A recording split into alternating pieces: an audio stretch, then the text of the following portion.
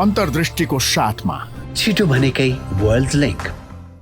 Dish home fibre net भरपर्दो र विश्वासिलो छ, म जस्तै। Dish home fibre net.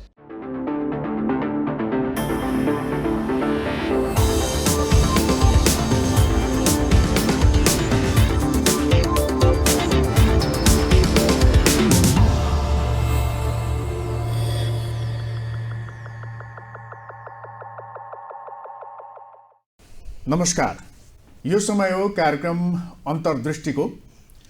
देश गठबन्धनको कब्जामा छ। गठबन्धन बदलिएका छन्, फेरिएका छन्, तर प्रवृत्ति भने उही छ। र अहिले पछिल्लो समयमा फेरि गठबन्धनमा फेरबदल आएको छ।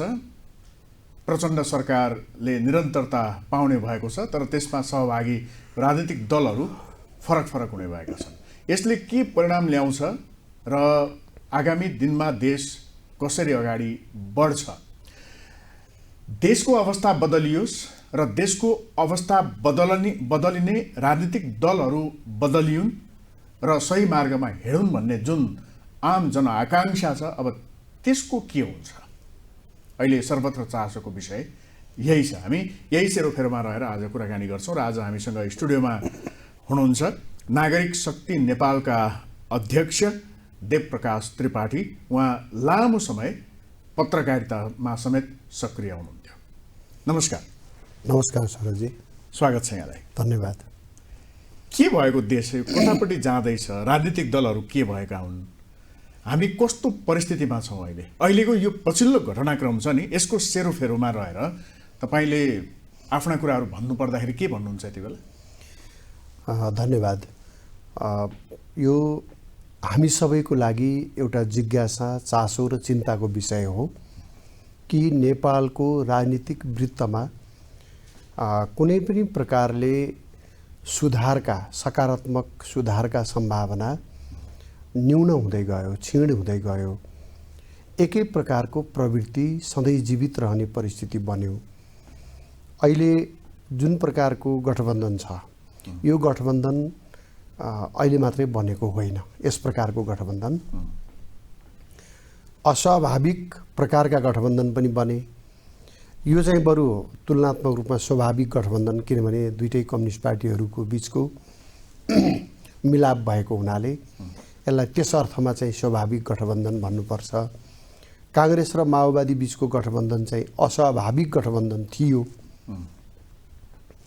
तर यसमा अर्को अस्वाभाविक पक्ष र डरलाग्दो पक्ष के हो भने प्रजातन्त्रको एउटा ब्युटी भनेको बहुसङ्ख्यक जनताले चाहेको दल र नेताले सरकारको नेतृत्व गरोस् भन्ने चाहिँ प्रजातन्त्रको एउटा चाहना हुन्छ, अपेक्षा हुन्छ, मूल्य हुन्छ र सुन्दरता पनि त्यही नै हो। योभन्दा अगाडि करिब 25-26 वर्ष अगाडि पनि कांग्रेस पार्टी र एमाले पार्टी ठुला पार्टीहरू थिए, पहिलो र दोस्रो पार्टी। अनि एउटा राप्रपा भन्ने पार्टी थियो, त्यो चाहिँ धेरै सानो सङ्ख्यामा, यस्तै 12-14 जना सांसद भएको सङ्ख्यामा थियो। अनि त्यो 12-14 जना सांसद भएको पार्टीले चाहिँ सरकारको नेतृत्व गर्थ्यो त्यस बेला पनि। आलो पालो पञ्चनेताहरू पछि आलो पालो चाहिँ त्यो अल्पसङ्ख्यक, सबभन्दा जनताले नपत्याएको मध्येको समूह र नेताले चाहिँ सरकारको नेतृत्व गर्थ्यो। त्यसको कारण त्यसबेला ठुला दलहरूमा रहेको अस्वस्थ प्रतिस्पर्धा, ठुला दलहरू बिचको अस्वस्थ प्रतिस्पर्धा, निष्ठा मूल्य मान्यताप्रतिको चाहिँ यो उनीहरूको चाहिँ नि प्रतिबद्धता नभएको अवस्था हुनाले त्यसबेला पनि यस्तै खालको घटना हुन्थ्यो, अस्वाभाविक लाग्थ्यो। अहिले पनि नेपाली जनताले तुलनात्मक रूपमा मतदानलाई यदि चाहिँ नि विश्वासको आधार मान्ने हो भने नेपाली कांग्रेसलाई झन्डै 90 स्थानमा जिताएको छ, विजयी गराएको छ। नेकपा एमालेलाई 77-78 स्थानमा विजयी गराएको छ। देशका पक्ष र विपक्षी भूमिकाको लागि भएर जनताले रुचाएका पार्टीहरूमा पर्छन् गएको निर्वाचन परिणामको आधारमा भन्नुपर्दा। अनि ती ठुला पार्टीहरूलाई आफ्नो साधन बनाएर त्यसलाई प्रयोग गर्ने शक्ति भने चाहिँ जनताले कम रुचाएको या नरुचाएको पार्टी र पार्टीको नेताले चाहिँ देशलाई नेतृत्व गर्ने जुन अस्वाभाविक परिस्थिति बनिराखेको छ यसमा काङ्ग्रेस र एमालेको ठुलो कमजोरी छ यस्तो परिस्थिति बन्नुमा। किनभने उहाँहरूको सोच सत्तामुखी नभइदिएको भए, मूल्यमुखी भइदिया भए, प्रजातन्त्रमुखी भइदिया भए, आचरण प्रजातान्त्रिक भइदिएको भए, सोच प्रजातान्त्रिक भइदिएको भए सम्भवतः यो बाटोमा उहाँहरू हिँड्नुहुन्थ्यो। पुष्पकमल दाहाल प्रचण्डको चाहिँ हात कति छ यसमा? रणनीति अथवा जसरी पनि सत्तामा जाने जुन प्रवृत्ति छ? उहाँलाई मैले अहिले पुष्पकमल दाहाल भन्ने गरेको छैन कहिले पनि। जबसम्म उहाँ पूर्ण रूपमा सुध्रिनुहुन्न तबसम्म उहाँ प्रचण्ड नै हो। त्यसैले प्रचण्डको चाहिँ के हो भने प्रचण्ड भनेको जसरी भए पनि सत्तामा पुग्ने र हातमा परेको सत्तालाई जसरी भए पनि टिकाउने, यो बाहेक उहाँसँग अर्को कुनै दृष्टिकोण सोच केही पनि छैन। उहाँले जिन्दगीभरि जे गर्नुभयो सत्ताको लागि र पैसाको लागि गर्नुभयो, जिन्दगीभरि पैसाको लागि पनि। अनि उहाँको जीवनशैलीले बताइरहेको छ यो सब कुराहरू। त्यतापट्टि हामी अहिले कम वा चर्चा गर्न समय भए गरौँला।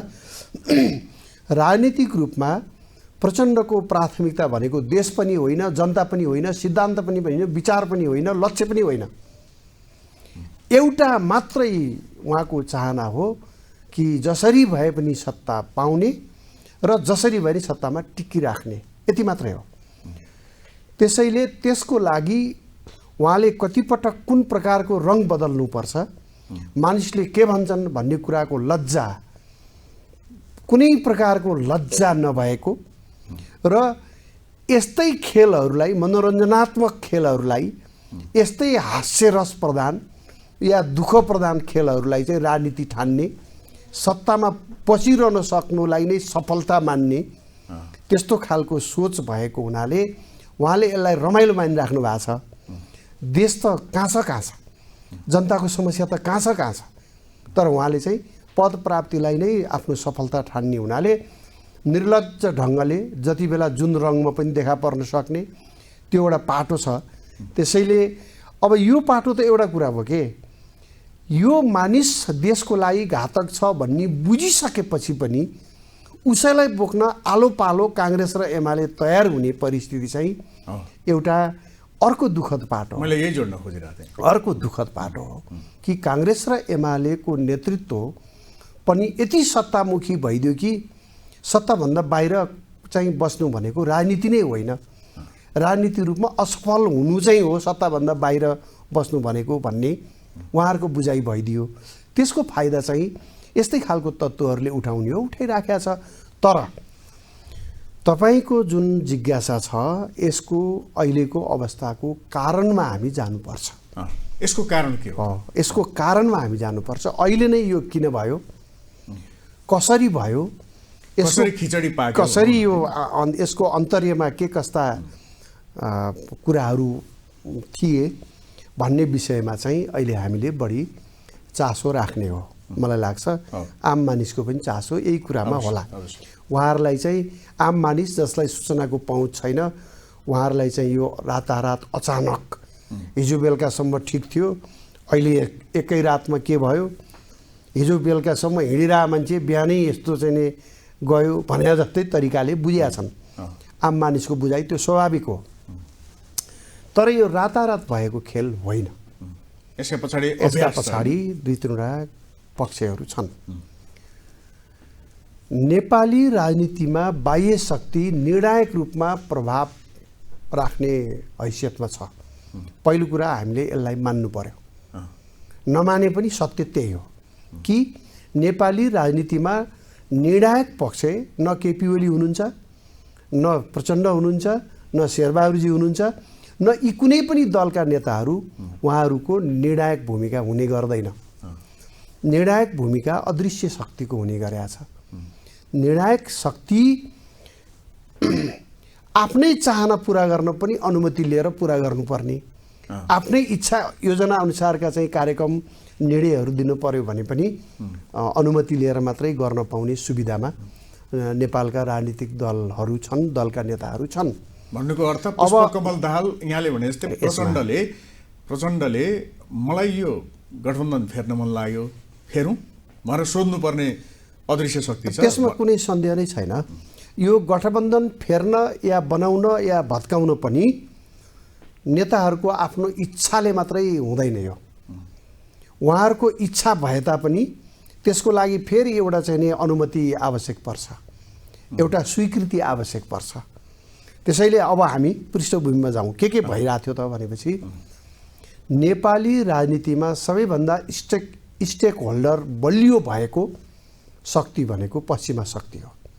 अहिले पश्चिमा शक्तिको धेरै वर्षदेखि पश्चिमा शक्तिको हातमा, यसो भन्दाखेरि मैले सम्बन्धित संस्थाहरूलाई अपमान गर्न खोजेको होइन कि पश्चिमा शक्तिको हातमा अथवा प्रभावमा भनौँ न्यायालय पनि छ, नेपाली सेना पनि छ, राजनीतिक दलहरूको नेतृत्व पनि छ, ब्युरोक्रेसी निजामती सेवा पनि छ, सुरक्षा निकायहरू पनि छन् बाह्य शक्तिको प्रभावमा। मिडिया पनि ठुला लगानीका भनिने अधिकांश, सबै त नभनौँ, अधिकांश मिडिया पनि पश्चिमाहरूको पकडमा छ, प्रभावमा छ। तपाईँको भनाइ सबै रहेछ स्टेक होल्डर हो। त्यसपछि विभिन्न कारणले नेपालमा बलियो पकड भएको शक्ति भनेको दक्षिणको शक्ति पनि हो। दक्षिणको छिमेकीको पनि आफ्नै प्रकारको छ। पश्चिमी शक्तिहरूको जस्तो व्यवस्थित रूपमा हरेक स्टेक होल्डरलाई आफ्नो समयअनुसार, आफ्नो आवश्यकता अनुसार प्रयोग र परिचालन, उपयोग, दुरुपयोग गर्न सक्ने अवस्थामा ठ्याक्कै दक्षिणको शक्ति होइन। तर सामाजिक सम्बन्ध, सांस्कृतिक सम्बन्ध अब धेरै पहिलादेखिको बेग्लै प्रकारको सम्बन्ध हुनाले एउटा जरा गाडिएको अवस्था चाहिँ नै दक्षिणको शक्ति पनि छ। उत्तरको शक्ति चाहिँ चासो बढी भएर पनि कुनै स्टेक होल्डर बनाउन नसकेको र जे खेल्नुपर्ने हो त्यही कम्युनिस्ट पार्टी भन्ने, त्यहाँ पनि कम्युनिस्ट पार्टीको सत्ता भएको हुनाले यहाँ पनि कम्युनिस्ट पार्टी भने हामी जस्तै होला नि भन्ठान्या। यद्यपि नेपालको कम्युनिस्ट पार्टी चाहिँ नि अर्कै गैर कम्युनिस्ट शक्तिले खडा गरेको अर्थात् परिचालन गरेको, उपयोग गरेको, दुरुपयोग गरिराखेका शक्तिभित्र पर्छ। तर उत्तरको शक्ति चाहिँ कम्युनिस्ट भएकोले कम्युनिस्टहरूभित्रै बरु खेल्ने भन्ने जस्तो त्यस्तो भूमिकामा देखिन खोज्छ। भने चाहिँ अहिले वाम गठबन्धन भनेपछि उताको बढी वाम गठबन्धन बनोस् भन्ने चाहनामा यदि उत्तरको शक्ति थियो भने त्यो आश्चर्य होइन। त्यो उहाँहरूले अहिलेको अवस्थामा खोज्ने त्यही नै हो। वाम गठबन्धन बनोस् भन्ने उनीहरूको चाहनालाई सम्बोधन गर्ने पक्षमा कम्युनिस्ट पार्टीहरूभित्र विभिन्न व्यक्तिहरू थिए र उनीहरू केही महिनादेखि नै निरन्तर क्रियाशील थिए, निरन्तर वाम गठबन्धन बन्नुपर्छ भनेर।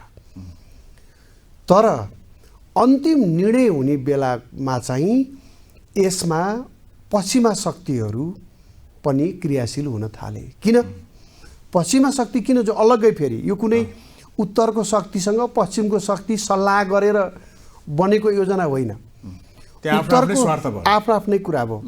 उत्तरको शक्तिले चाह्यो स्वाभाविक रूपमा कि वामपन्थीहरू एक भइदियो भने नेपाललाई पनि राम्रो अनि दुई देशबीचको सम्बन्ध पनि अझै बलियो हुन्छ कि भन्ने उत्तरको शक्तिले सोचेका कुरा स्वाभाविक हो होइन त उसको लागि। तर अब पश्चिमले के सोच्यो भने अब हेर्नुहोस्, यही छ मुख्य कुरा। भारतमा दक्षिणपन्थी राष्ट्रवादी शक्ति, सांस्कृतिक राष्ट्रवादी शक्ति पहिले भन्दा पनि मजबुत देखियो र त्यहाँ हुँदै गरेको 1.5 महिनापछि हुन लागेको निर्वाचनमा त्यो शक्ति चाहिँ अझै बलियो भएर स्थापित हुन सक्ने। भारतको त्यो राष्ट्रवादी शक्तिले भारतभित्रका मेजर पोलिटिकल एजेन्डा जो समस्याको रूपमा रहेको थियो, मेजर सबै एजेन्डालाई सम्बोधन गरिसक्यो। अब एउटा के भनाइ छ भने भारत नेपाललाई पनि हिन्दू राष्ट्रको रूपमा हेर्न चाहन्छ भन्ने एउटा भनाइ छ। घटनाक्रमहरूले त्यो कुरा सत्य भएको पनि देखाउँछ। अब नेपाललाई हिन्दू राष्ट्र बनाउने एजेन्डामा अर्को ढङ्गको प्रक्रिया सुरु हुन सक्छ भन्ने अनुमान धेरै विश्लेषकहरूले, बुद्धिजीवीहरूले, अन्तर्राष्ट्रिय शक्ति केन्द्रहरूले बुझिराखेका हेरिराखेका कुरा हो। भारतको निर्वाचनको परिणाम पश्चात नेपालमा हुन सक्ने संविधान सुधार या संविधान परिवर्तन भनौँ न यो कुरालाई, त्यो सम्भावनालाई हेरेर नेपालमा यस्तो एउटा मोर्चाबन्दीको आवश्यकता पर्यो पश्चिमाको लागि जसले धर्मनिरपेक्षतामा कम्प्रोमाइज गर्दै नगरोस्। धर्मनिरपेक्षता, संघीयता, गणतन्त्र, जातिवादमा आधारित समानुपातिक र आरक्षण प्रणाली, यो संविधानको मूल मर्म भने यही हो। यही चारवटा कुराको संरक्षणको पक्षमा पश्चिमा शक्ति छन्। संविधानमा एक रौँ बराबर हलचल नहोस् भन्ने चाहन्छन्, किनभने खेलहरू त्यहीँभित्र छ। अनि यदि त्यसलाई रोक्नु छ भने अहिले नै यो सत्ता गठबन्धन परिवर्तन गर्नुपर्छ, किनभने काङ्ग्रेसभित्र महासमितिको झन्डै 2000 सदस्यहरूले सहभागिता जनाएको महासमितिको बैठकमा 1100 भन्दा बढी सदस्यहरूले हस्ताक्षर गरेर हिन्दू राष्ट्रको एजेन्डालाई सम्बोधन गर्नुपर्छ भएर आयो। भनेको 50% काङ्ग्रेस पार्टीभित्र बलियो जनमत हिन्दू राष्ट्रको पक्षमा देखियो र शेरबहादुर देउबाजी जो पार्टीको सभापति हुनुहुन्छ, यसलाई अनौपचारिक रूपमा तपाईँलाई जानकारी या आम दर्शकलाई श्रोतालाई जानकारी गराउँदा अनौपचारिक तवरमा उहाँ पनि त्यसको लागि पहल गर्ने पक्षमा देखिनु भएको। उहाँले केपी ओली सार्वजनिक रूपमा भन्नुभयो। त्यति मात्रै होइन, उहाँले यो नेताहरूसँगको कम्युनिस्ट नेताहरूसँगको बैठकमा हिन्दू राष्ट्रको पक्षमा जाउँ भनेर उहाँले प्रस्ताव पनि गर्नुभएको थियो। हाम्रो जानकारी प्रस्तावै गर्नुभएको थियो अनौपचारिक शैलीमा, तर बैठकमै प्रस्ताव गर्नुभएको थियो। त्यसमा केपी ओलीजीले ठुलो आपत्ति जनाउनु भयो। प्रचण्डको आपत्ति त स्वाभाविक रूपमा हुने नै भयो र पछिल्ला केही समय यता केपी ओलीजी पहिलेभन्दा बढी हिन्दुत्वप्रति एकदम आलोचक भएर प्रकट हुनुभएको छ। त्यो रहस्यलाई बुझियो भनेदेखि यो गठबन्धनको रहस्य बुझिन्छ। अब सुन्नुहोस् अर्को कुरा होइन, संस्कृति सभ्यता रक्षा गर्ने कुरा त बेलायतले पनि हाम्रो नेपालको धेरै कुरा रक्षा गरेर राखिदिएको छ होइन, अनि अमेरिकाले पनि राखिदिएको छ रक्षा गरेर होइन। त्यो चाहिँ बेग्लै पाटो हो के, सम्पदाहरूको रक्षा गर्ने कुरा बेग्लै पाटो हो, तर राजनीतिमा यो नेपाललाई हिन्दू राष्ट्रको पहिचानमा लैजाने भन्ने चाहिँ यो अर्कै एजेन्डा हो, यो राजनीतिक पाटो हो। यही विषयको कुरा गर्दा अनि एउटा के पार्टी छ नि पञ्चहरूको के अरे राप्रपाप्रति अलि बढी कठोर देखिया छ नि त अहिलेको गठबन्धन। किनभने यसले चाहिँ मुखले भए पनि हिन्दू राष्ट्र भन्न छोड्दैन होइन त। त्यसैले जसले हिन्दुत्वको कुरा गर्दैन, नेपाली राष्ट्रियता र नेपाली हिन्दुत्वको विरुद्ध जो उभिन्छ उसलाई मात्रै लिएर गठबन्धन बनाउन खोजेको छ अहिले। र यो गठबन्धन धर्मनिरपेक्षता सहितको जुन यो एजेन्डाहरू छ त्यो एजेन्डामा दरोसँग उभिनेहरूको बिचको गठबन्धन हो। र भोलि भारतमा राष्ट्रवादी शक्तिको महाविजय नै भएर आएछ भने पनि उहाँहरूले चाहना राख्नुभयो कि नेपाललाई चाहिँ मानौ यो एउटा चाहिँ हिन्दू राष्ट्र बनोस् भन्ने चाहना राख्नुभयो भने पनि त्यसलाई छेक्न सक्ने ताकतको सत्ता बनेको हो। यो हामीले यो बिर्सिनु हुँदैन। यो कुनै चाहिँ यो सामान्य ढङ्गबाट भएको कुरा होइन, यसको राजनीतिक पाटो यो हो। अब अर्को पाटो लामो जान्छ एउटा पाटो, अब त्यसमा हामी अहिले जाउँला। अब अर्को पाटो नि छ यसको। यो कसको इन्ट्रेस्टमा भयो त? यो इन्ट्रेस्ट कसको हो त भन्दा यसो हेर्दाखेरिमा उत्तरको जस्तो वामपन्थी गठबन्धन बनिया छ, तर मूल रूपमा चाहिँ एजेन्डा चाहिँ कसको छ त भनेपछि पश्चिमको। यो एजेन्डा कसको? पश्चिमको हो खासमा। एकैचोटि यहाँबाट म हुन चाहिहालेँ। जस्तो हामी पश्चिमा शक्ति भन्छौँ नि, त्यो पश्चिमा शक्ति भनेको ठ्याक्कै यसमा हामी आउँला। अहिले हामी यसैको बारेमा अमेरिका हो कि संयुक्त राष्ट्र यसमा पनि म आउँला, तर यसलाई कम्प्लिट गर्छु है सरजी। यसको अर्को पाटो अब हेर्नुहोस्, पश्चिमा शक्ति के चाहन्छन् भनेदेखि नेपालमा अब आफ्नो पुरानो शक्तिको उपादेयता सकियो। उमेर अवस्था समय सबै चक्रले करिब 30 वर्षदेखि एकै प्रकारका शक्तिहरूलाई प्रयोग गरेर आफ्ना इच्छाहरू योजनाहरू कार्यान्वयनमा ल्यायो। तर अब आउट गोइङ व्यक्ति वा शक्तिलाई पर्खेर बस्दैन। पश्चिमा शक्तिको नेचरै हो त्यो संसारभरि कि त्यो जाँदै गरेको शक्तिको विरुद्धमा जो विकल्प खडा हुन्छ त्यो विकल्प पनि आफ्नै पक्षको तयार गर्न चाहन्छ। त्यसको लागि अब हेर्नुहोस् हरेक पार्टीहरूभित्र विकल्प खडा गरेर राखेको छ। पुरानो बुढा नेताहरूको विरुद्धमा युवा चाहिन्छ भन्ने बनाएर राखेको छ। अधिकांश पश्चिमको निकटको मानिसहरू छन्, यो फ्याक्ट हो सबैजसो पार्टीमा अनि मूल पार्टीहरूमा। त्यसपछि यो पुरानो पार्टी नै काम लाग्दैन भन्नेहरूलाई फेरि नयाँ एउटा पार्टी पनि खडा गरेर राखिदिएको छ। सुन्नुहोस् सबै पश्चिमको डिजाइन। यस यस यसमा कुनै दुविधै राख्नु पर्दैन है। अब किन त अब हेर्नुहोस् काङ्ग्रेस पार्टी त नेपालको अहिलेसम्म त ठुलो पार्टीमा परेको छ नि त जनम यो मतका आधारमा। काङ्ग्रेस पार्टीमा उनीहरूले चाहेको जस्तो नयाँ नेतृत्व स्थापित गर्नलाई यो गठबन्धन भङ्ग हुनु पर्थ्यो। मैले अहिले दोस्रो कुरा गरिरहेको छु।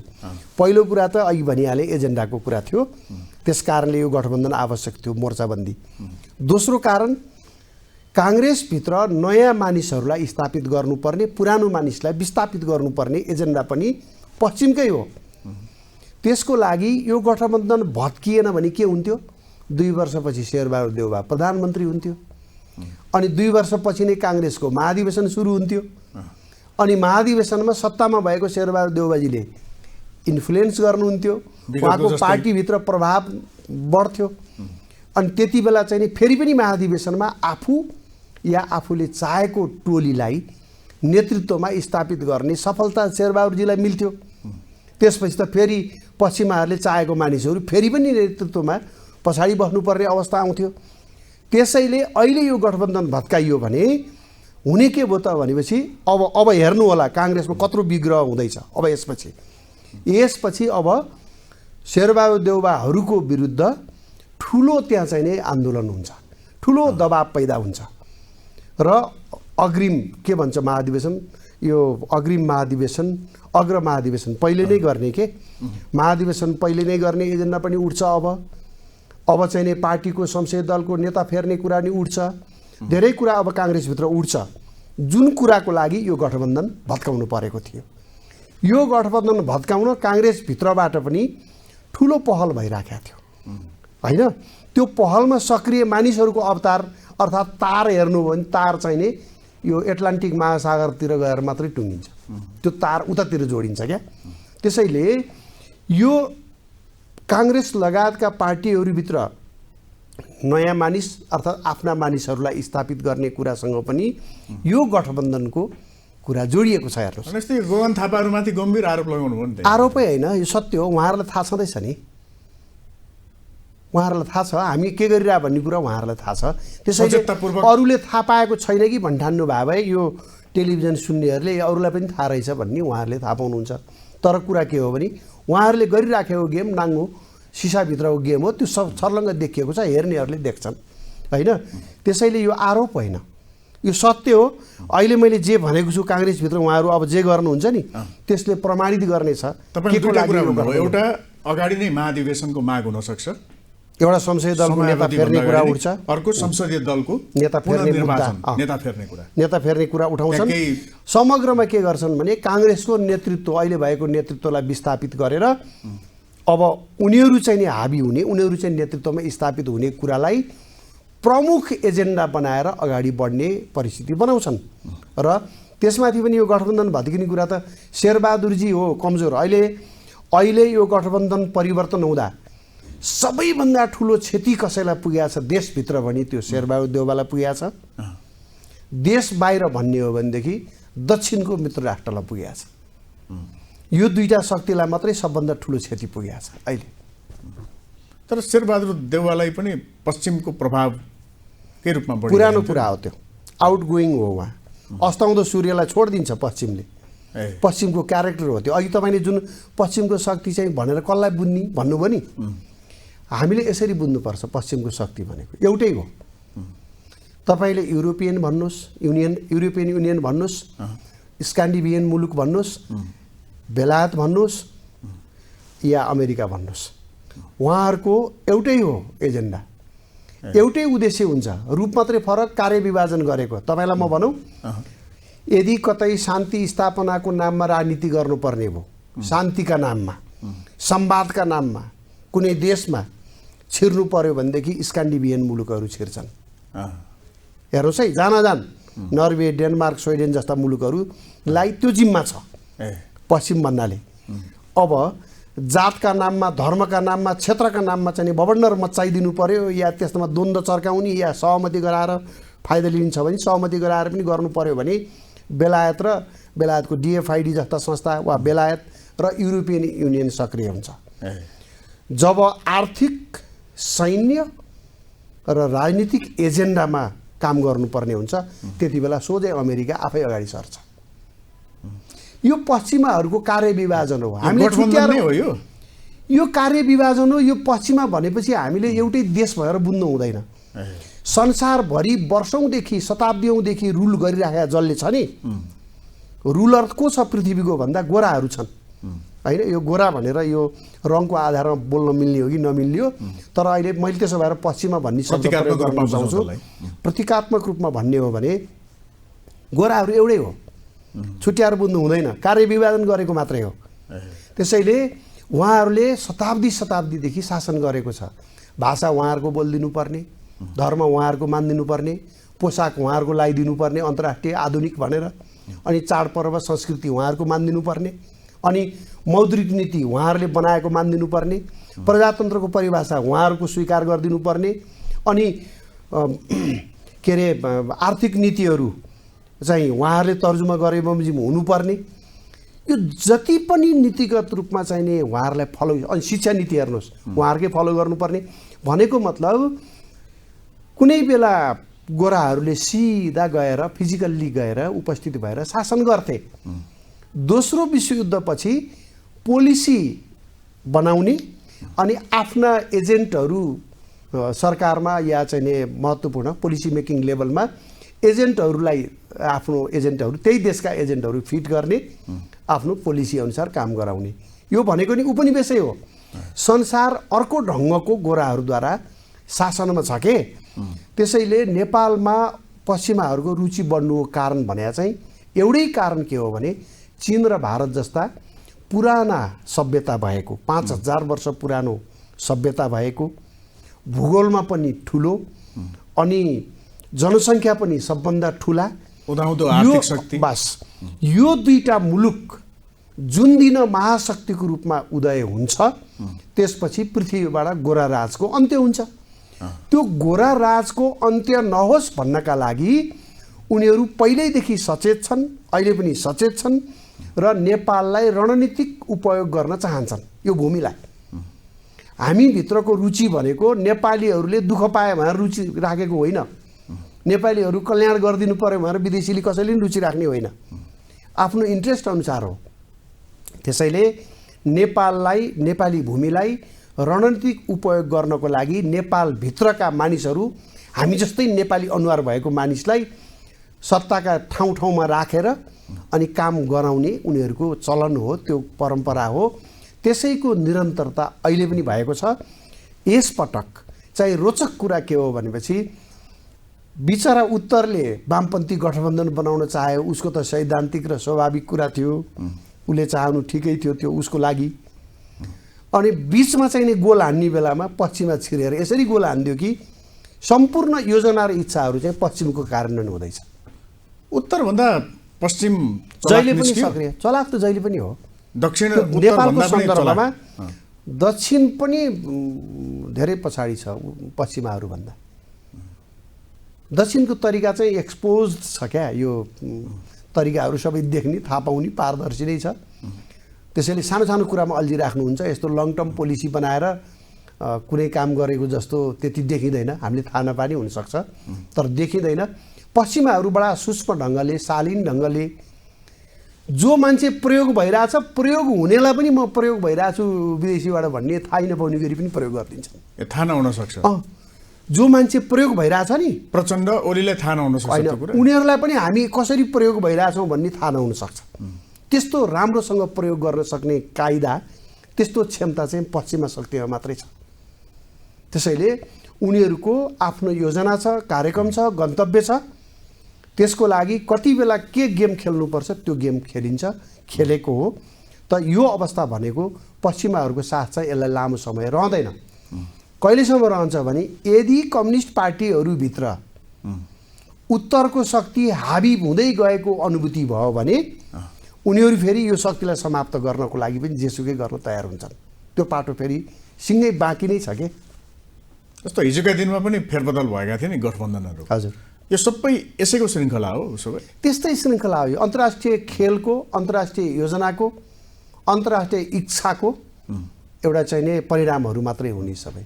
जस्तो अघि यहाँले पुराना दलहरूभित्र नयाँ नेतृत्व स्थापित गर्ने एक किसिमको खेल भइरहेछ भनेर भन्नुभयो। त्यो भनेको अहिले बढी जसो चाहिँ एकदम घनीभूत रूपमा कङ्ग्रेसभित्र गगन थापाको समूह चाहिँ नेतृत्वमा जान त्यो एकदमै फिजिकली देखिने गरी नै अगाडि बढिरहेको देखिन्छ।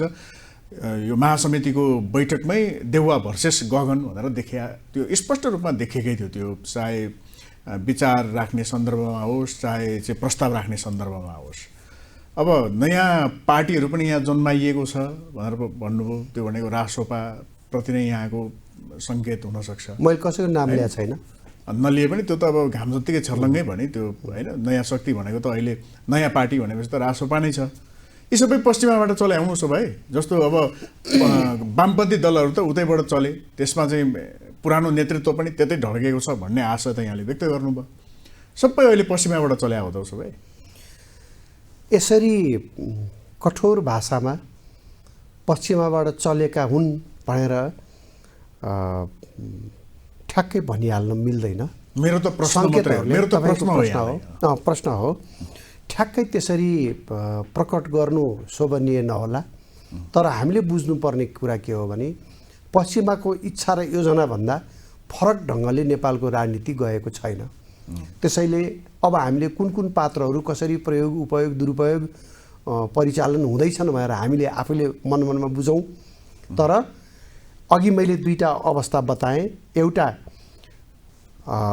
संविधानमा भएको मूलभूत विषयहरूमा कुनै पनि परिवर्तन नहोस् भन्ने कसले चाहन्छ? पश्चिमको शक्ति चाहन्छ। पश्चिमको शक्तिलाई खतरा कहिले देख्यो? भारतको चुनावपछि नेपालमा चाहिँ कुनै न कुनै उथलपुथल हुनसक्छ। संविधानका कतिपय प्रावधान परिवर्तनको लागि प्रयास हुनसक्छ। त्यो प्रयासलाई असफल बनाउने मजबुत शक्तिको निर्माण गरिराख्नुपर्छ भनेर यो गठबन्धन भयो एउटा। दोस्रो कारण, पुराना नेताहरूले 20-30 वर्ष, 30 वर्ष, 35 वर्ष सेवा दिए।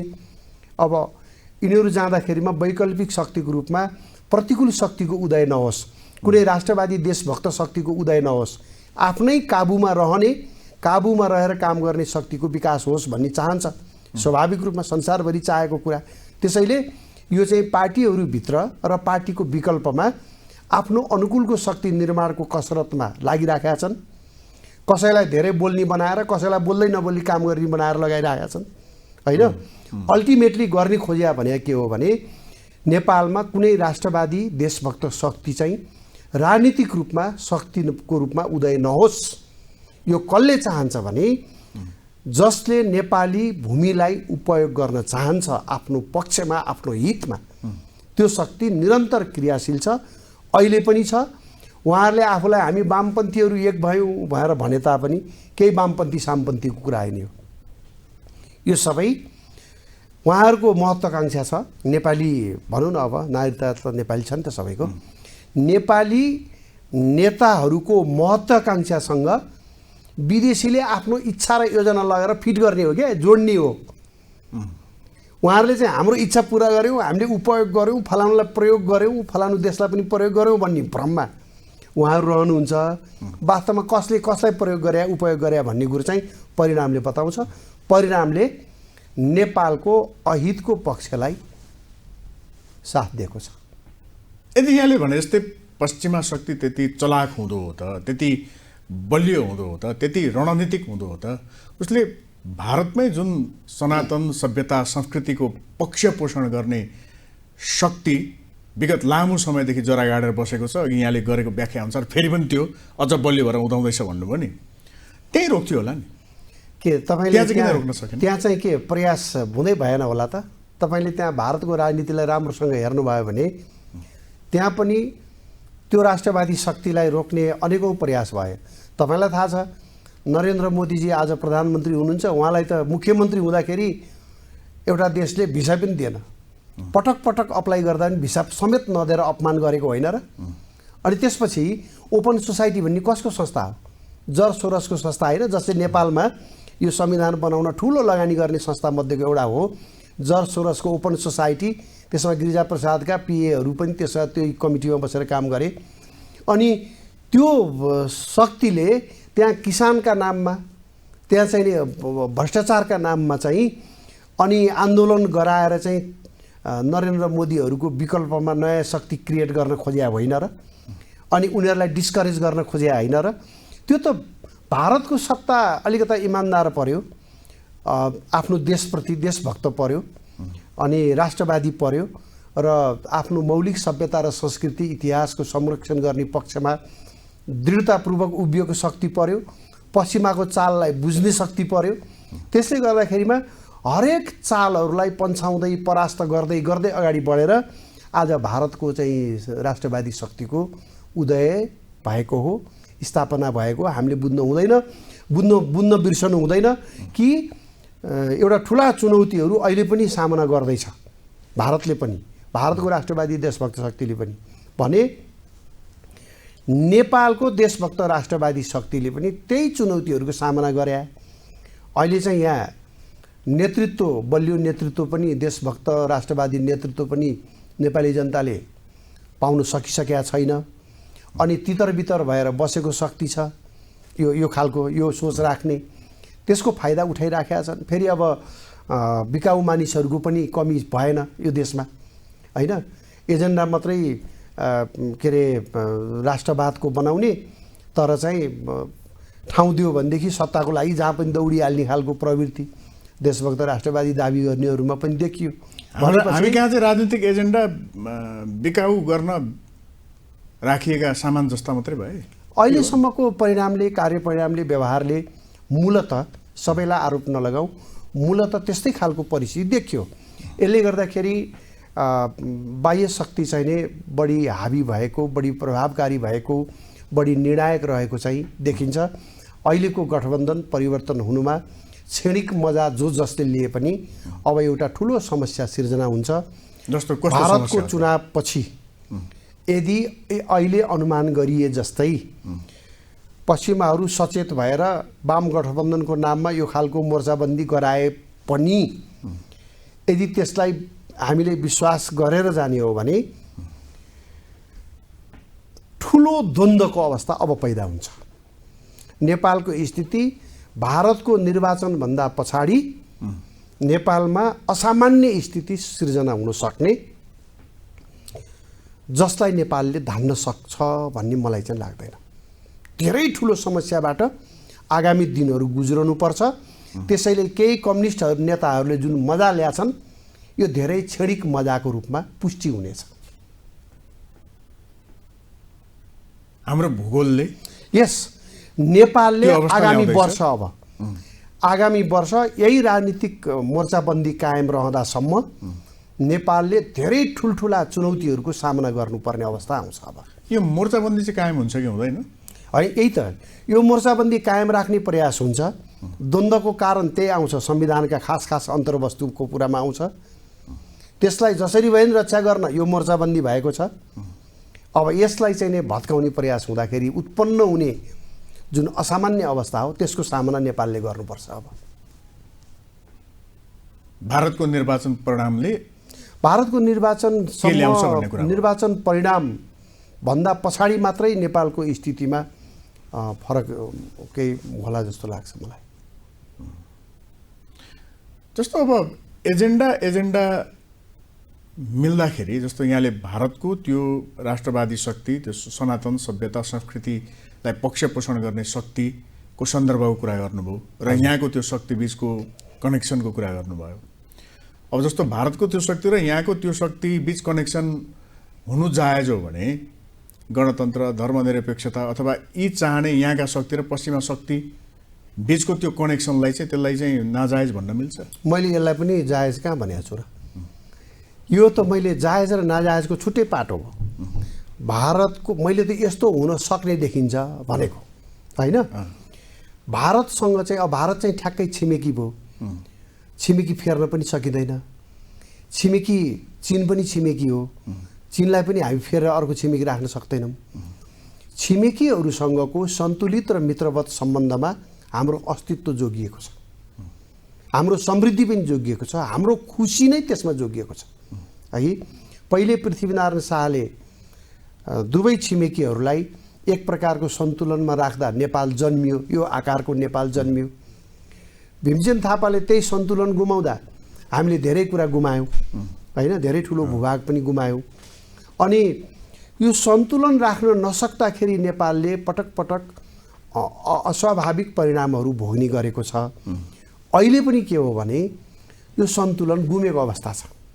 खास गरिकन उत्तर र दक्षिणलाई सन्तुलनमा मित्रवत सम्बन्धमा राख्ने मामिलामा नेपालको राज्य सत्ता सरकार चाहिँ बितेका करिब 2 दशकदेखि चुकेको छ। त्यो चुकेको हुनाले अहिले चाहिँ एउटा नयाँ चरणमा प्रवेश गर्यो। अब हामीले अनुमान गर्ने कुरा के हो भने यदि भारत नेपालमा आफ्नो अनुकूल परिस्थिति बनोस् भन्ने चाहन्छ भने चीनले पनि चाहन्छ। यो दुवै देशले आफू सुरक्षित हुन चाहन्छ भने उहाँहरूको लागि त त्यो ठिक हो नि। हामी नेपालीले त नेपालीलाई के गर्दा ठिक हुन्छ सोच्नुपर्ने हो नि त। हामीले गर्नुपर्ने के त्यो त्यो त्यो भन्नुहोस् न। हामीले गर्नुपर्ने के हो भने यस्ता मार्क्सवाद, लेनिनवाद, गान्धीवाद यो विचारहरू सबै छोडेर यसलाई पुस्तकालयमा राखेर कहिलेकाहीँ पढ्ने विषय बनाएर, अध्ययनको विषय बनाएर, तर दिल र दिमागमा चाहिँ नेपाललाई मात्र राखेर नेपालीहरूको बिचको एकता, नेपालभित्रका सबै राजनीतिक शक्ति बिचको एउटा समन्वय र संवाद सहमतिको वातावरण बनाएर नेपालको राष्ट्रिय हितलाई प्राथमिकतामा राख्ने ठाउँमा आइपुग्यो भने नेपाललाई विदेशीहरूको कसैको पनि भूमिकाले निर्णायक प्रभाव पार्दैन। त्यस्तो आयो भने उत्तर दक्षिण पश्चिम सबै झेल्न सक्छ नेपालले। अहिले पनि सक्छ। त्यो अवस्थामा नेपालीहरू सबै एकजुट भए भने हामीले उत्तर दक्षिण सबैसँग हामी त्यही प्रकारले सम्बन्ध विकास गर्न सक्छौँ र बाह्य टाढाको शक्तिको पनि नेपालमा यो प्रकारको प्रभाव चाहिँ घटेर जान्छ, न्यून भएर जान्छ। हामी आफै शासन गर्न सक्षम हुन्छौँ हाम्रो देशमा है। तर यो मामिलामा नेपालमा कस्तो छ त भनेपछि राजनीतिक शक्तिहरू एउटाको अर्को दुश्मन। हामीले नेपालै खान खोज्ने कुनै देश रहेछ भने पनि त्यसलाई भन्दा ठुलो दुश्मन चाहिँ नेपालभित्रको अर्को पक्षलाई बनाइरहेछौँ क्या। त्यो होइन नि त। नेपालभित्रको सबै पक्षको बिचमा नेपाललाई केन्द्रमा राखेर एउटा मिनिमम अन्डरस्ट्यान्डिङ त बनाउन सक्छ नि त, सक्थ्यो नि सहमति बनाउन। त्यो सहमति बनाउन खोजेको छ र छैन। जहिले पनि नेपालभित्रको एउटा पक्षले अर्को पक्षलाई जित्नु नै महान विजय, महान सफलता भन्ने अवस्था रहउन्जेलसम्म यस्तै रहन्छ। परराष्ट्र नीतिको अभाव देखियो हामीले हैन। परराष्ट्र नीति, कूटनीतिक व्यवहार, कूटनीतिक नीति अब किताबमा लेखिएको वा कानुनमा लेखिएको, नीतिमा लेखिएको कुरा चाहिँ परिपक्व नै छ, ठिकै छ। तर कूटनीतिक व्यवहारमा हामी धेरै कमजोर, अत्यन्तै कमजोर अवस्थाबाट हामी गुज्रेका छौँ। हामीले त्यतापट्टि ध्यान पनि दिएको छैनौँ। तपाईँ हेर्नुहोस्, तपाईँले नै कति वर्षदेखि नेपालको राजनीतिलाई हेर्नु भएको छ। एकै प्रकारले पात्र फेरियो होला, प्रवृत्ति फेरिएन, शैली फेरिएन होइन, घटनाक्रमहरू केही फरक जस्तो देखियो होला रूपमा, सारमा एउटै छ भनेपछि एकै प्रकारले बढिरहेको छ। समग्रमा लेम्यानलाई भन्दाखेरि चाहिँ दुःख त पीडा त आफ्नो ठाउँमा छँदैछ, तर नेपालको राजनीतिले केही दिइराखेको छ भने हेर्नेहरूलाई मनोरञ्जन दिइराखेको छ, बडा मनोरञ्जनात्मक। ल जित्यो साँडे जुदाई जस्तो होइन। त्यहाँ कता हुन्छ नि नुवाकोटको तारुकातिर साँडे जुदाई हुन्छ, जित्यो हार्यो भन्यो, हामी त्यसमै ताली बजाएर रमायो बस्ने गरिरहेका छौँ। त कुन गोरुले जित्दा के हुने भन्नेतिर त हामी सोच्नै भ्या छैनौँ। हामी पनि, हामी मतदाता पनि जिम्मेवार छौँ फेरि यो अवस्था बन्नुमा होइन। नेपाली चाहिँ उही जङ्गली शैलीको सोचमा छ के। जङ्गली शैली भनेको लडेर जितेपछि अनि सफल मान्ने होइन नि। जित्नुपर्ने त गरिबीलाई हो नि, त्यतापट्टि त देश गएकै छैन भने। जित्नुपर्ने त राष्ट्रियतालाई हो नि त। राष्ट्रियता बलियो बनाउने कुरा र कमजोर बनाउने बिचको लडाइँ हो नि त्यो। एकता र अनेकता बिचको लडाइँ हो। एकताले जित्नुपर्ने, राष्ट्रियताले जित्नुपर्ने होइन। आफ्नो मौलिक सभ्यता, संस्कृति, इतिहास, धर्मले जित्नुपर्ने।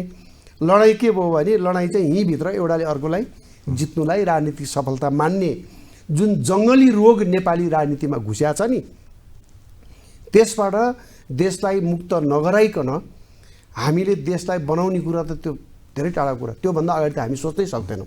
अब हामी अन्त्यमा छौँ। हजुर, अहिले आजको सन्दर्भमा आउँदा त्यसो त पुष्पकमल दाहाल प्रचण्डको सन्दर्भमा यहाँले विभिन्न समयमा टीका टिप्पणी या व्याख्या विश्लेषण गर्दै आउनु भएको छ। यहाँ स्वयं पनि कुनै बेला कम्युनिस्ट राजनीतिमा हुनुहुन्थ्यो सुरुवातमा, होइन? पुष्पकमल दाहाल प्रचण्डलाई त्यति बेलादेखि यहाँले चिन्नु भएको छ भन्ने मेरो जानकारीमा छ। अहिले उहाँको विषयमा टिप्पणी गर्नुपर्दाखेरि कसरी गर्नुहुन्छ छोटोमा? होइन, उहाँको विषयमा त मैले सुरुमा पनि भनिसकेको छु। उहाँको प्राथमिकतामा देशभन्दा सत्ता नै प्राथमिकताको विषय हो उहाँको। उहाँले चाहिँ उहाँका कार्यशैलीहरूले भनौँ, उहाँको मनमा त त्यस्तो लाग्यो भए गर्नुहुन्न थियो होला। देशलाई मेरो भूमिकाको कारणले यति ठुलो क्षति पुगेको छ भन्ने यति पनि 1% पनि महसुस गरेको भए सायद अलिकता लज्जित हुनुहुन्थ्यो होला आफ्नो भूमिकाबाट। उहाँको भूमिकाले देशलाई अस्तव्यस्त तहस नहस बनाएर अस्तित्व नै जोगाउन मुस्किल हुने ठाउँसम्म पुर्याएर मात्रै छोड्ने खालको भूमिकामा उहाँ देखिनुहुन्छ। त्यसैले नेपालको लागि यो धेरै खतरनाक अवस्था बन्या छ। प्रचण्डजीले जतिसुकै सफल ठाने पनि, रमाइलो ठाने पनि, यो लज्जास्पद भूमिका उहाँले निर्वाह गरिराख्नु भएको छ। यसले देशलाई कहिले पनि माथि जान दिँदैन, होइन कि नेपालको अस्तित्वलाई पनि सङ्कटमा पुर्याउने म देख्छु। माओवादीभित्र अनि देशमै भनौँ न, राष्ट्रिय राजनीतिमै उहाँलाई विस्थापित गर्ने शक्ति या सोच या दृष्टिकोण चाहिँ रहन्छ है, जन्म्या रहन्छ। अब परिणामले त छैन भन्नुपर्ने हुन्छ, होइन? काङ्ग्रेसले धर्म छोडेपछि यो अवस्था बन्यो। काङ्ग्रेस चाहिँ पहिला त प्रजातान्त्रिक पार्टी हो नि त, प्रजातन्त्रवादी पार्टी थियो। त्यसले राष्ट्रियता र प्रजातन्त्र दुइटैलाई बोकेको थियो, होइन? अनि कङ्ग्रेसले धर्म छोडेपछि यो अस्तव्यस्तताको सुरु भयो। यस्तै प्रचण्ड जस्तै चाहिँ अस्थिर र आत्मकेन्द्रित, सत्ता केन्द्रित पात्रहरू हावी हुने परिस्थिति चाहिँ काङ्ग्रेसले सिद्धान्त र मूल्य मान्यता छोडेपछि सिर्जना भएको। काङ्ग्रेस आफ्नो सिद्धान्तमा बस्दाखेरि त नेकपा एमालेको महासचिव हुनुहुन्थ्यो माधव नेपाल, देशको ठुलो क्रान्तिकारी कम्युनिस्ट पार्टी। माधव नेपालले राजालाई गएर दाम चढाएन र हामी पनि हिन्दू हौँ, हिन्दू राष्ट्रको पक्षमा छौँ भनेर भनेकै होइन र? एमाले पनि हिन्दू राष्ट्रमा सहमत भएन र? काङ्ग्रेसले धर्म नछोड्दाखेरि देशमा एउटा समन्वयको स्थिति त बनेको थियो त, एउटा बेग्लै अवस्थातर्फ देश थियो त। जब उसले धर्म छोडेर आफूलाई प्रजातान्त्रिक पार्टीको सट्टा वामपन्थी पार्टीमा रूपान्तरित गर्यो, जब वामपन्थी काङ्ग्रेस बन्यो प्रजातान्त्रिक काङ्ग्रेसबाट, त्यसपछि यो सबै स्थिति देशको चाहिँ नि यस्तो भएर गयो र प्रचण्ड जस्ता पात्रहरूले पनि यसरी चाहिँ आफूलाई सफलै भएको जस्तो ठान्ने अवस्था बन्न पुग्यो। केपी ओलीको सन्दर्भमा छोटोमा, केपी ओलीजी चाहिँ उहाँका कतिपय भूमिकाहरू यो दुई दशकभित्रको भूमिका, त्यो पुरानो भूमिकातर्फ म अहिले गइनँ। यो 2 दशकभित्र उहाँले विगतमा निर्वाह गरेको भूमिका चाहिँ कतिपय भूमिका प्रशंसनीय छ। उहाँले निर्वाह गरेको खास गरिकन काङ्ग्रेस, वामपन्थी काङ्ग्रेस र वामपन्थी माओवादी पार्टीले 15वटा प्रदेश जातीय राज्यमा देशलाई लैजान खोजेका थियो। केपी ओलीजीले त्यसलाई रोक्नुभयो, उहाँ नभए भए रोकिँदैन थियो। 7 प्रदेशमा सीमित भयो। यो 7वटा प्रदेशलाई जातीय नाम दिन खोजेका थियो उहाँहरूले, केपी ओलीजीले नै रोक्नुभयो राष्ट्रियताको सवालमा। अनि त्यसै गरिकन उहाँले यस्ता धेरै कामहरू गर्नुभएको छ सूक्ष्म रूपमा राष्ट्रियतालाई प्रभाव पर्ने। अझ यहाँ नेपालमा त्यति चर्चा हुने गर्दैन। प्रचण्डजी र शेरबहादुरजीले भारतको भ्रमण गर्नुभयो 73 साल र 74 सालमा, त्यति बेलातिर आलो पालो प्रधानमन्त्रीवाला चक्करमा। त्यसबेला उहाँहरूले भारतमा 25 बुँदे संयुक्त सहमतिको वक्तव्य जारी गर्नुभएको छ। त्यो वक्तव्यको बेहोरा तपाईँले अहिले पनि हेर्नुभयो भने धेरै चाहिने नेपालीले सोच्नुपर्ने खालको बेहोराहरू छ, होइन? जस्तै एउटा बेहोरा, UN लगायत अन्तर्राष्ट्रिय मञ्चहरूमा भारत र नेपाल समान दृष्टिकोणका साथ प्रस्तुत हुनेछन् भनेर लेखा छ। एउटा तपाईँलाई उदाहरण दिए के समान दृष्टिकोण भनेको नेपालले दिल्लीलाई प्रभावित गर्न सक्छ नीतिमा, व्यवहारमा सोचौँ न हामी अब त्यसमा सही गरेका थियो होइन। केपी ओली पछि प्रधानमन्त्री भइसकेपछि 74 सालभन्दा पछाडि भारत जाँदा संयुक्त वक्तव्य आएन, किनभने केपीले त्यसमा आपत्ति जनाउनु भयो, केपी त्यसमा सहमत हुनु भएन। भनेपछि यस्ता बाहिर प्रकट रूपमा आम जानकारीको विषय नबनेका तर सूक्ष्म रूपमा देशको पक्षमा धेरै ठाउँमा उहाँले निर्णय लिँदै आएको चाहिँ हो विगतमा।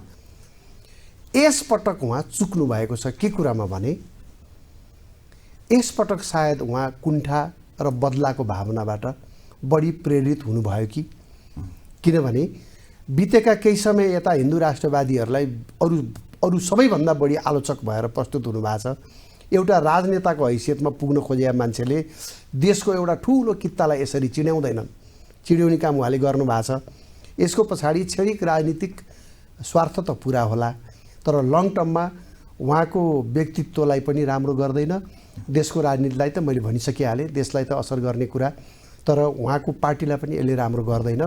अहिले तत्कालको भूमिका चाहिँ उहाँ यसरी हाम फालेर सत्तामा गइहाल्नुपर्ने, प्रचण्डलाई काँध थाप्न पुगिहाल्नुपर्ने अवस्था चाहिँ थिएन देशमा। शेरबहादुर देउवा शेरबहादुर देउवाको बारेमा सरोजजी मैले तपाईँलाई अलि पहिलेदेखि भन्दाखेरि चाहिँ मैले एउटा अन्यथा नलिनु होला, 2048 सालमा उहाँ चुनाव जितेर आउनुभयो वैशाखमा। त्योभन्दा अगाडिदेखि नै उहाँसँग मेरो राम्रै सम्बन्ध थियो। राम्रो सम्बन्ध भएको हुनाले उहाँको क्षमता योग्यताबारे म जानकार थिएँ। जेठमा सरकार गठन हुने भएपछि मलाई उहाँले एकचोटि भेट्न बोलाउनु भयो र भन्नुभयो गिरिजाप्रसादले मलाई जलस्रोत मन्त्रालय लिने कि, त्यो बेला जलस्रोत थियो, ऊर्जा छुट्टिएको थिएन, जलस्रोत मन्त्रालय लिने कि गृह मन्त्रालय लिने भएर सोध्नुभयो। यो दुईटा मध्ये कुन चाहिँ लिने होला भनेर उहाँले विभिन्न आफ्ना शुभचिन्तक हितैषीहरूसँग, हितैषी ठानिएका मानिससँग छलफल गर्नुभएको रहेछ, सोध्नु भएको रहेछ। त्यस क्रममा मलाई पनि दुईटामा कुन लिने होला भनेर सोध्नुभयो। उहाँको प्रश्नले मलाई कस्तो मभित्र पैदा भयो भने शेरबहादुर देउवा त मन्त्री हुन योग्यता पुगेकै थिएन। त्यस बेला मलाई लाग्थ्यो मन्त्री हुनको लागि चाहिँ विशेष योग्यता, क्षमता, इमान्दारी हुनुपर्छ भन्ने मेरो विचार थियो। त्यस बेला मेरो मनभित्र चाहिँ के लाग्यो भने अब शेरबहादुर देउवा पनि मन्त्री हुने भए त यो देशमा त जो पनि मन्त्री हुन मिल्छ भन्ने जस्तो आयो क्या मेरो दिमागमा चाहिँ, त्यस्तो आयो। तर मैले सम्हाल लिएर के भने विकास गर्ने भए जलस्रोत मन्त्रालय लिने, अब शासन गर्ने इच्छा हो भनेदेखि गृह लिने, मैले यही भने, मैले बुझेको कुरा त्यही भने। त्यसपछि त्यहाँ अर्को एउटा पात्र पनि हुनुहुन्थ्यो जसको घरमा यो मिटिङ थियो, पात्रले गाली गर्नुभयो अलिकता, हुँदैन के को विकास सिकास, यो देशमा विकास गरेर केही नै हुँदैन, शासन गर्नुपर्छ शासन भन्नुभयो। उहाँको नजिकको मान्छे हुनुहुन्थ्यो। त्यसपछि उहाँले गृह लिनुभयो। त्यो दिनदेखि मेरो दिमागमा के पर्यो भने मन्त्री हुन अयोग्य ठानेको मान्छे मैले उहाँलाई, त्यो बेला उहाँको स्थिति हेरेर, आखिर उहाँले गर्न त केही नै सक्नु भएन जिन्दगीमा, कति पटक प्रधानमन्त्री बन्नु नै सफलता हो भने त के भयो र। नानी मैयाजी मन्त्री के अरे सांसद बनेर सफल हुनुभयो, हामी मान्थ्यौँ। हेमबहादुर मल्लहरू बन्नुभयो, हेमबहादुर मल्लले आफ्नो श्रीमतीलाई पनि सांसद, राष्ट्रिय पञ्चायत सदस्य बनाउनु भयो, कस्ता कस्ता मान्छेहरू मन्त्री बने होइन। त्यसैलाई सफल मान्ने भए त हामी सफल मान्थ्यौँ। तर राजनीतिक कर्मीहरूको सफलता र असफलता देशलाई कति योगदान पुर्याउनु भयो भनेर जोड्ने हो भने शेरबहादुर देउवालाई 1000 वर्ष आयु मिलोस्, 100 पटक प्रधानमन्त्री बन्ने अवसर मिलोस्, उहाँले देशलाई कुनै सकारात्मक बिन्दुमा लैजान सक्नुहुन्न। शेरबहादुर देउवाबाट देशमा कि त्यही कल्चर फेरि अहिलेको नयाँ पुस्ताले नि बोकिसकेको छ है। फेरि तपाईँ फेरि नयाँ पुस्ताले चाहिँ पुर्याउँछ त भन्नु होला, पुर्याउँदैन। तर पुरानो पुस्ताको शेरबहादुर देउवाजीले पनि देशलाई कुनै सकारात्मक परिवर्तनको दिशामा लैजाने क्षमता राख्नुहुन्न। उहाँबाट अपेक्षा गर्नु नै नेपाली जनताको गल्ती थियो, काङ्ग्रेस पार्टीका कार्यकर्ता र समर्थकहरूको बाध्यता थियो या गल्ती भयो। त्यसैले उहाँसँग मुलुकले अपेक्षा राख्नु पर्दैन केही पनि। नयाँ पुस्तामा आएँ म, छोटोमा अन्त्यतिर छौँ हामी। रवि लामिछाने